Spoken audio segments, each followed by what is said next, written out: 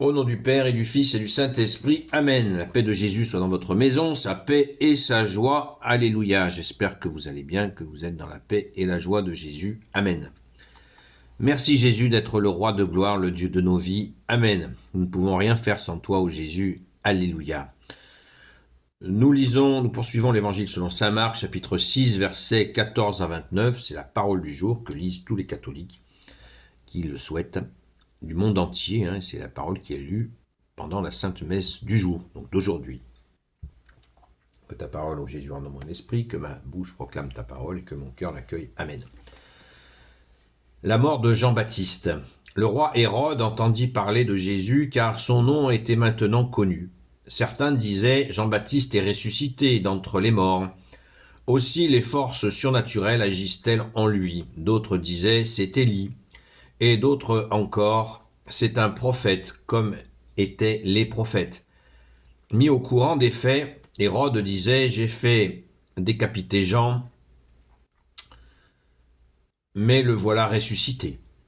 Il faut savoir qu'Hérode avait fait arrêter Jean-Baptiste et le gardait en prison, enchaîné pour l'affaire d'Hérodiade, la femme de son frère Philippe, qui l'avait épousée.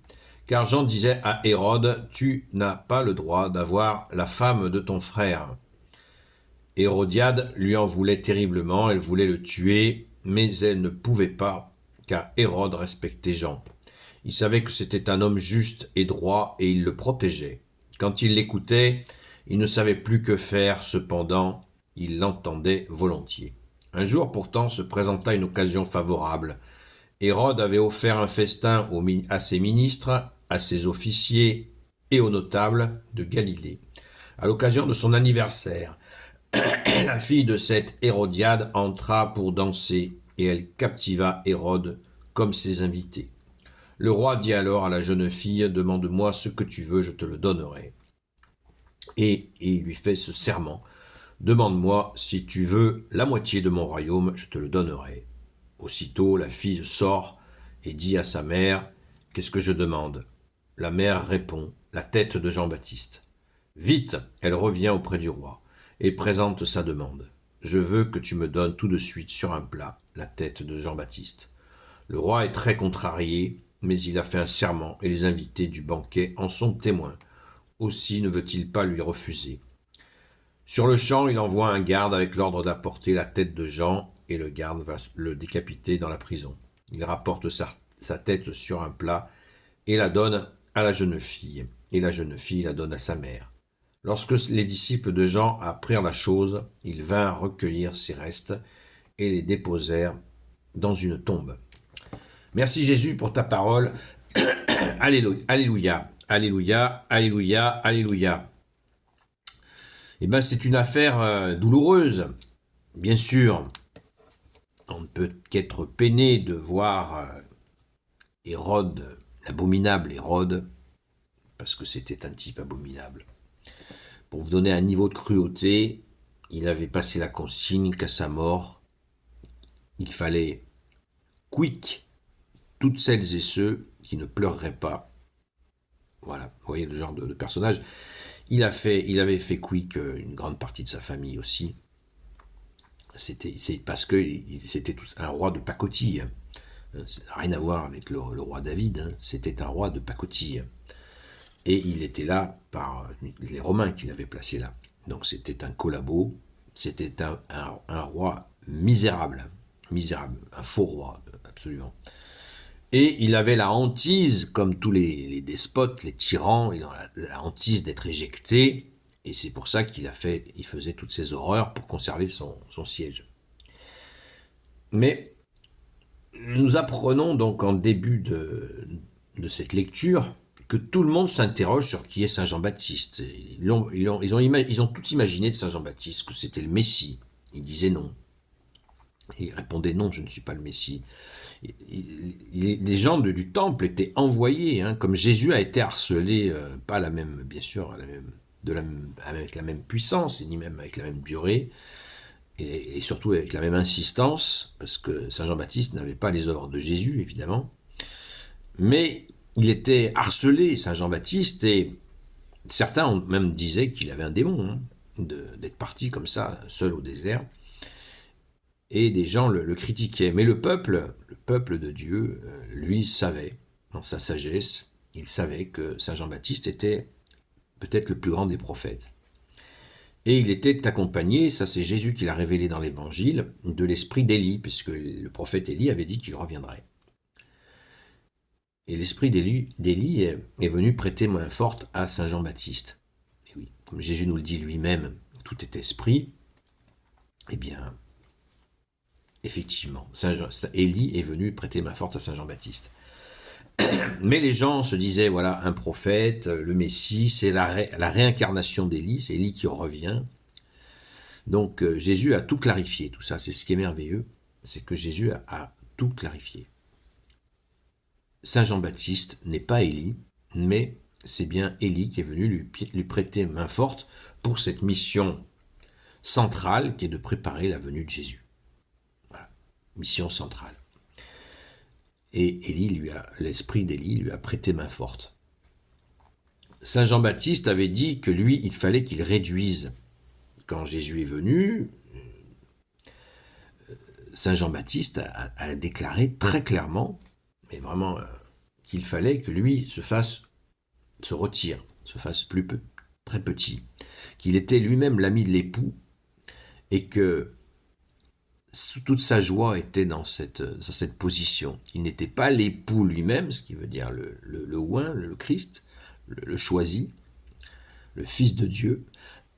Saint Jean-Baptiste a dit, le Fils de Dieu, que Jésus était le Fils du Très-Haut. Donc il l'a reconnu pleinement et il a dit qu'il fallait qu'il réduise parce que lui allait augmenter. Que Jésus allait augmenter, que lui, il fallait qu'il réduise. C'est très beau. C'est très beau, très puissant. Ben là, on en a la preuve. Il a tellement réduit qu'il s'est fait zigouiller.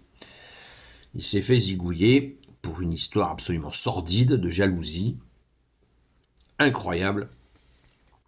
Et les disciples de Saint Jean-Baptiste, alors on retient, quand on fait cette lecture, le verset 29, lorsque les disciples de Jean, qui veut dire de Jean-Baptiste, apprirent la chose, ils vinrent recueillir ses restes et les déposèrent dans une tombe.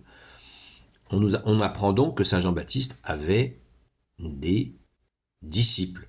Il faut sans cesse se rappeler ça, et nous connaissons 2 disciples de Saint Jean-Baptiste, particulièrement proches de lui, qui étaient André et Pierre, les 2 frères que Jésus va choisir comme apôtres.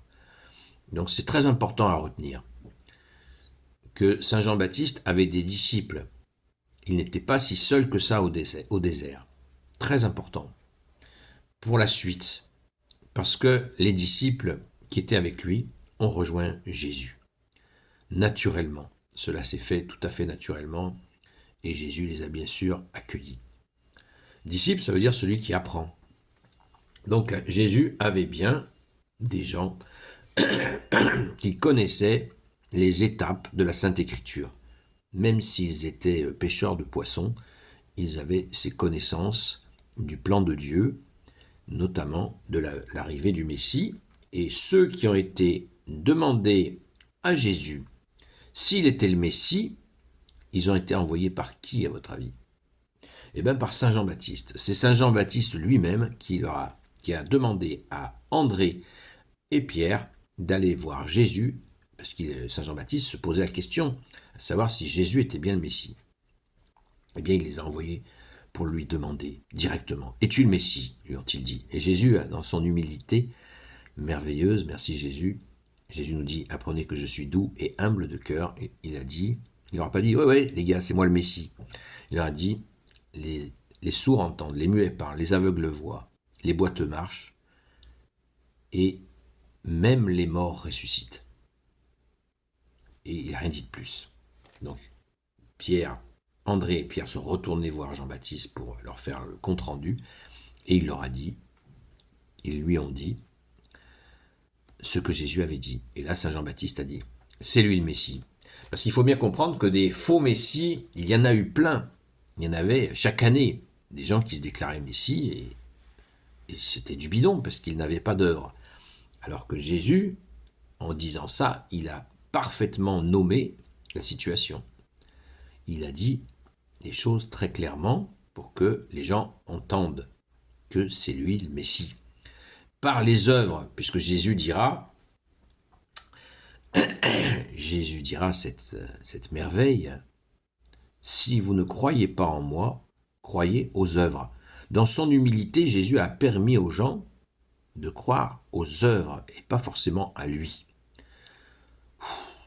C'est énorme. C'est énorme et ça nous touche profondément. Profondément de voir humilité et puissance. Saint Paul le dira lui-même d'ailleurs. Il dira, c'est dans ma faiblesse que je suis fort. Vous voyez ? D'où l'importance fondamentale de l'humilité. J'aime bien me dire que l'humilité, c'est l'autoroute de la foi. Alléluia, merci Jésus. Et merci Saint Jean-Baptiste. Quel chemin. Encore des preuves de la véracité, de la vérité de l'Évangile. Alléluia. Gloire soit au Père et au Fils et au Saint-Esprit, maintenant et toujours et pour l'éternité. Amen. Ô Jésus, toi qui peux tout et qui portes tout, toi le Sauveur, toi l'Emmanuel, je te confie toutes celles et ceux qui regarderont cette vidéo, ainsi que leurs proches, selon ta seule volonté, ô Jésus.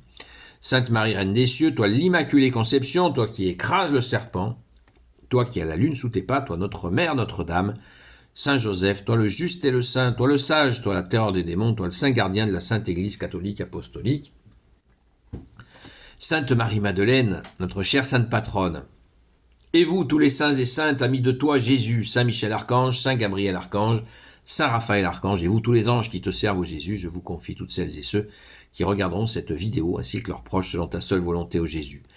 La paix de Jésus soit dans votre maison.